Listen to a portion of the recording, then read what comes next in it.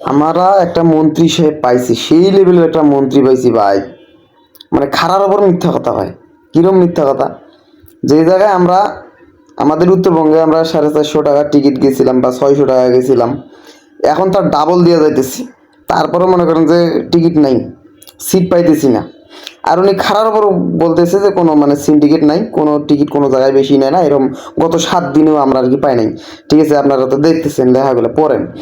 এই যে এইরকম যে উল্টাপাল্টা কথাগুলো বলতেছে, আল্লাহ এদের কি লজ্জা শরম নাই? মানে লজ্জার মাথা মানে এরা খেয়ে ফেলছে ভাই। কথা বললে বুঝতে হবে যে পাবলিক এই কথা শুনলে হাসবে। এই সমস্ত কথা বলার তো দরকার নাই ভাই। কথা বললে কথার ওয়েট রেখে কথা বলবেন। আন্দাজে এগুলো কথা বলতেছেন হুদাই, মানে সব সব মানে আপনার পরিবহন মালিক, যারা পরিবহন মালিক আছে, গাড়ির মালিক, তারা কি আপনাদেরকে মানে? আপনাদের কোনো কথা শুনে? দেখেন তো, 500 টাকার টিকিট ওরা 1200 টাকা 1500 টাকা করে নিতেছে। আপনারা ঠেকাইতে পারছেন? পারবেন না, কোনোদিনই পারবেন না। কারণ আপনারা ওখান থেকে মালটু পান, মালটু।